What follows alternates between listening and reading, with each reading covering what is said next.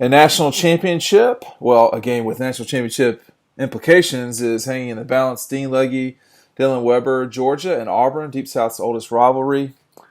One of the most contentious rivalries here of late here, Dylan. Georgia coming into this game with three wins in a row over particularly over the Gators. That was a huge one for them, or this game wouldn't matter as much. But now a lot is on the line. I mean, everything's on the line as it relates to any hope of a national championship.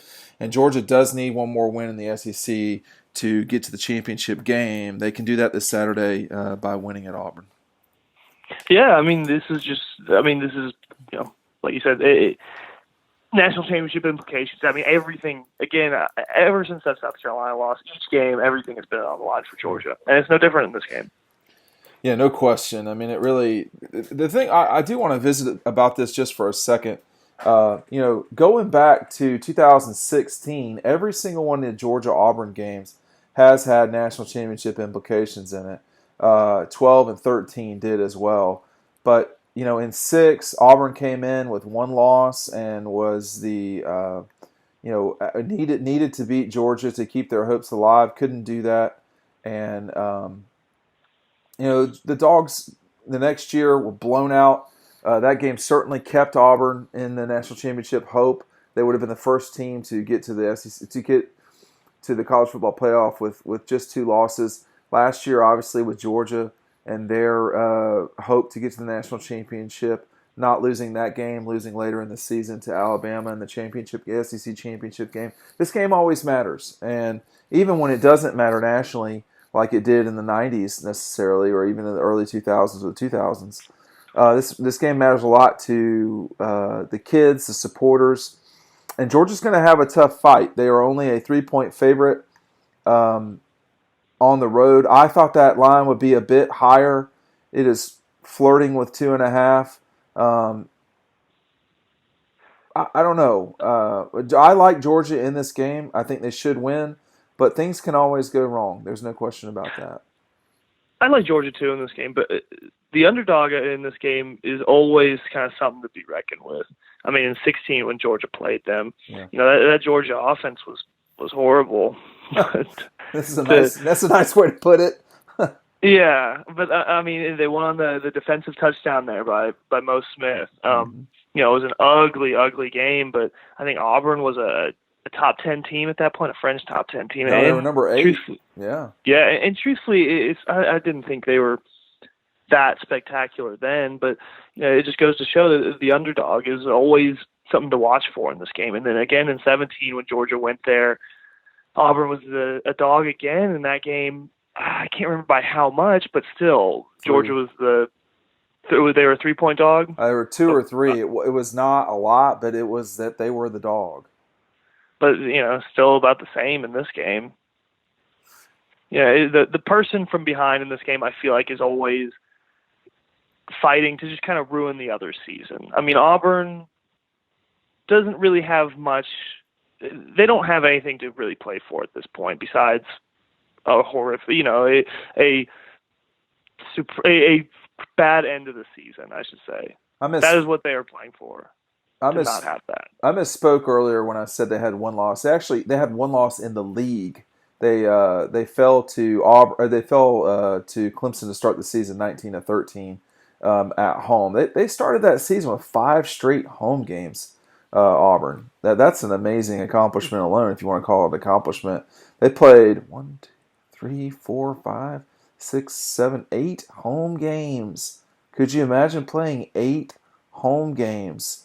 That's amazing. They lost 2 of their 4 away games. They finished that season 8-5 with a loss to Oklahoma, a really not real close game to Oklahoma in the Sugar Bowl that season. But Dylan, they came into that year in 2016 the number 8 team in the country. Look, I think with this game coming up, if you're the Dogs, if you play like you did against Florida, and to some degree if you play like you did against Kentucky, you're gonna win the game. Now, it goes without saying that if you have 4 turnovers and play like you did against South Carolina, then you could lose to someone like South Carolina. Auburn is not like South Carolina. But one thing I do want to talk about real quick is something we saw on Dawg Post today on the message board. And I think this is this is something that the Dog Father posted, long time poster on the site.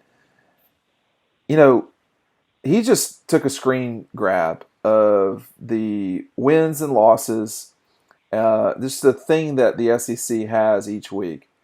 And he said, well, what stands out to everyone? It's the entire league. Points for, points against, wins and losses. And Dylan, there are two statistical things that jump out massively to anyone who would look at this. Number one, LSU has won 9 games in a row. No one else in the league has won or lost more than 3 in a row except Arkansas, and they're gone. Like, they fired their head coach, they're starting all over. But Georgia has allowed 57 points against them in conference play. Do you want to guess who the closest is to them? I'm trying to think. Would the next one be Auburn? Barely. Missouri is at 118 points allowed in conference games. Auburn is at 114. So they are exactly half. Georgia is giving up exactly half the amount of points that the Tigers have.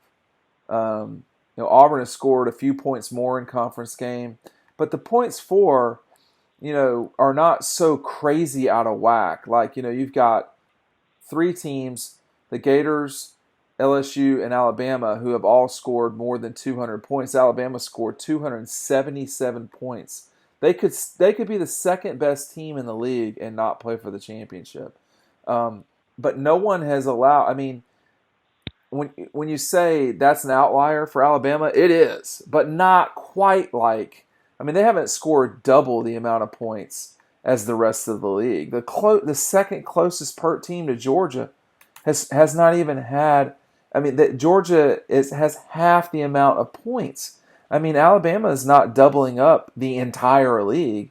They're doubling up some people, but not the entire league. That is pretty remarkable, and I guess there is maybe a little bit of an outlier. The rain game against Kentucky, of course, that's going to help. That definitely helped the defense, no question. But you still have the game against Missouri. That's the shutout, and that's a legit shutout. The Kentucky one's a little fuzzy. Well, here's the other thing when you look at what Dawg Father posted on Dawg Post. Points against just for the season. The only team that has fewer than 100 points the entire season is Georgia, and that's at 91. Some pretty good defenses. Auburn, 157. Florida, 150. I mean, those are pretty good defenses. They're not in the same universe as Georgia as far as this entire thing is concerned. Number-wise, yeah. And maybe that also speaks a little bit to the offenses that they've played, but I think that might just be me kind of looking for reasons to discredit it a little bit, and maybe just me playing a little bit of devil's advocate. But I think you do also just have to give straight up credit to how this Georgia defense has been, which has been incredible. It has been incredible, and I'm not going to sit here and act like the schedule that Georgia's played in the East is tougher than what Auburn has played in the West. Now, so far, Auburn has not played the top offense in the conference, which is actually LSU, which is actually Alabama. They have dealt with LSU. They also played Florida. So Auburn has played powerful offenses, but Georgia played Florida, and Georgia will deal with Texas A&M, a team that has not so remarkable scoring situation. I mean, they've scored 150 points outside of conference play. Inside conference play, they've scored 152 and have allowed 149. I mean, I just, for Auburn, it does. I mean, to me, the biggest thing to me in this game, Dylan, is that this game is at Auburn. That's the biggest thing. And I said that before the Florida game. I said Florida's going to be the best team that Georgia plays, but I think the Auburn game might be the toughest just because they're playing at Auburn, and that is a tough place to play. Well, now, why is it tough? You've been there. I've been there many times. Let's try to describe to the listeners and the viewers, why is it so difficult at Auburn? What's different about Auburn than um, other places? Well, I guess the time I've been there too, they were once again the dog, and when things started to go their way, just a little bit. I mean, it gets deafening loud. Yeah. They get a lot of energy just from one slight play in their favor to kind of move the game their way, and they take that and they run with it. And also, with the time that Georgia plays them, it's usually pretty cold there. And not to say that that throws the game wildly in their favor, but it does change things a little bit. When it's colder, you say? Yeah. You want to expand on that? I'm curious about that part. I mean, just like how it was against Missouri, it does make it a little tougher to throw the ball. It's not what Georgia and probably Auburn as well have prepared for all year. And Georgia, Kirby talked about preparing in the August and just the dead heat of it, and they don't have a lot of experience preparing in the cold, and that doesn't change things drastically. I mean, both teams have to deal with it, but it is something I take into account a little bit at least. It's always, it's going to be strange with this game in October next year because it's probably still going to be hot. And I can count on my hands how many times this game has been played in what I would describe as warm weather. It's just not common. And often this game falls into a night game. This game has rarely been played all during during daylight. And I think that you just get used to Auburn, Georgia being a sweater game, for lack of a better term. Yeah, I think that's fair. I think every game they've played in against Auburn since I've been here, except the 2017 SEC championship game, and it was probably cold outside then, have been, sweater weather. It's been cold. The other thing about, I don't know why this just sort of jumps out to me, but Auburn as an athletic department does a really good job of taking advantage of sound in their stadium, whether you're talking about their band or the music that they play, generally speaking. They always have pom-poms out. That's something that Georgia did not do for a long time, but they do now. Auburn, you got to drink the Kool-Aid if you're an Auburn fan, because you are vastly outnumbered. There is no situation, except maybe in Opelika County, where Auburn is in the majority. Wherever they go, they are outnumbered by Alabama fans for sure. There are a lot of Auburn people in Georgia. Obviously, they're vastly outnumbered in Georgia. But when they get into that stadium, the cult is in full force then, man. And it's tough to play there. Again, I don't know. I'm trying to describe to the audience why. But it seems particularly loud there, man. Yeah, I think the energy that they cultivate there, that is a great way to put it. They are able to generate energy just off of nothing better than I think most places in the nation. And not to shit on Georgia, Georgia gets really loud. Yeah. But I don't think the stadium does as good of a job as, building energy for something random and getting people as hyped up for just nothing at times. It's a tough place to play, and I think the better team is Georgia, and that's clear with who's favored. I think that you have Jake Fromm as a quarterback helps a lot. I mean, he's never won at Auburn, but he also is a guy that he's won at a lot of places. He's only played at Tennessee, at Auburn once.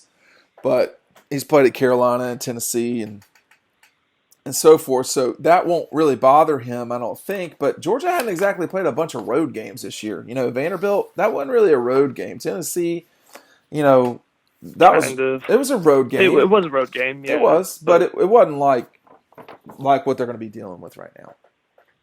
Yeah, and then Florida, you can't really count either. Nope, definitely not. This is going to be a hostile environment, and probably the most hostile environment that Jake Fromm has played in since, I'm trying to think, maybe Auburn last time. Where'd they play last year?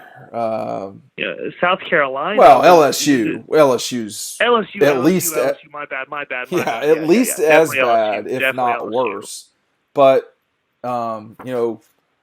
it's a tough place to play. Which I don't want to over. I'm not trying to overdo it, but it is definitely a tough place to play, and it's a and the Auburn offense may not be great, but the Auburn defense is very good. Derek Brown is a very good player for them for sure. Yeah, it's really the defense is. I don't think Georgia's worried about the Auburn offense so much. I don't think I so think the either. biggest concern is going to be with the defense and making sure that you don't turn the ball over. Because it doesn't matter how good the offense does. Like Kirby said, if you turn the ball over 4 times, you're going to lose. Yep. Going to. You And know, so you keep it rolling. so you just have to make sure you don't turn the ball over. You got to play extremely safe against this defense because if you turn the ball over twice, 3 times, you are going to be in danger of losing this game.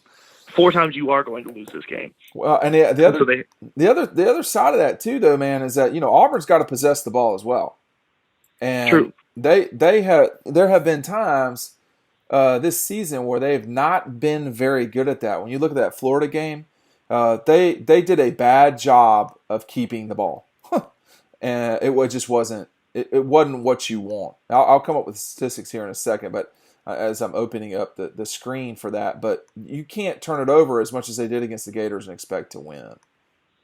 Well, in the offense for Auburn is going to struggle against this Georgia defense. Yeah. They are going. I mean, they're already somewhat one-dimensional. Bo Nix, as a freshman, plays can be made by him, but he is not a superb quarterback in this league. And with how their offense has been, it has been run dominant and has struggled to pass the ball. And if you are a one-dimensional offense, you are going to have a mighty hard time against this Georgia defense. No doubt about that, man. I mean, that's not going to work. And when you see, like, for instance, Bo Nix and Auburn kept it pretty clean against Texas A&M, man. They didn't turn it over at all. And he only had to throw the ball 21 times. And they won that game. I mean, it was a tight game. Don't get me wrong, but they won that game. And you look at their situation against Mississippi State. They won that game. They fumbled the ball. They lost 3 turnovers in that game. They lost 3 fumbles in that game.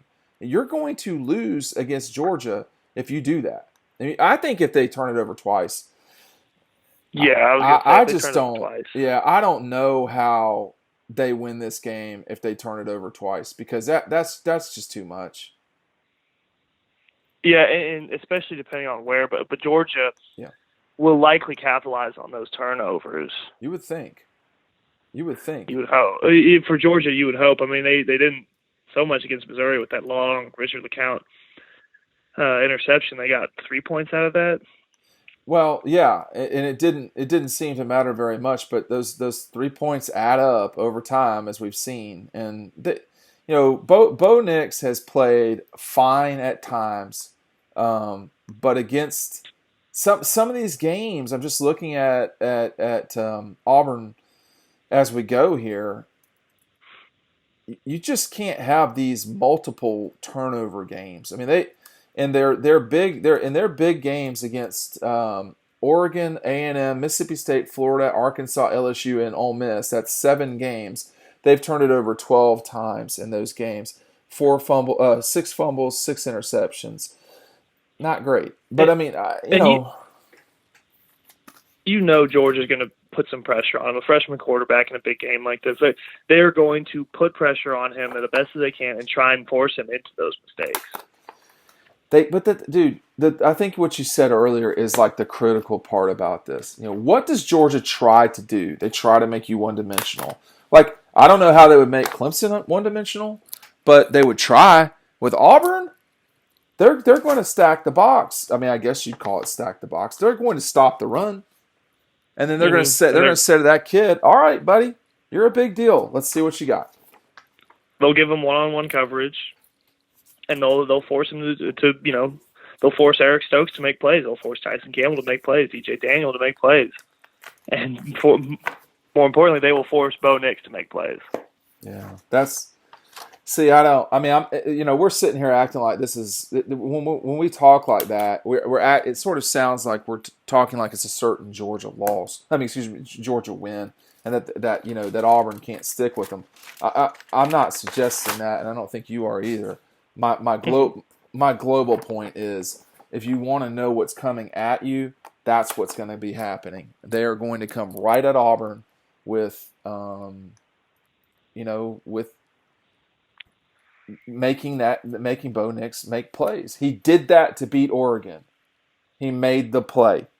It wasn't pretty, but he made the play. Like that game, it wasn't pretty for him, but he made the play, the game-winning play at the end. I think if you're Georgia, you say, okay, I mean, how many game-winning plays can you make during this game, let alone right at the end? That's what I think we'll see. Agreed. I'm putting up the Kirby Smart press conference. If you didn't listen to what Kirby had to say earlier today, we've got you covered on Dawg Post. Go to the website when you get a shot, dawgpost, DAWGPOST.com. Thanks for everybody listening. Stay tuned tomorrow, 7:30, another edition of Riding Home here on YouTube, iTunes, and everywhere else. Thanks for listening.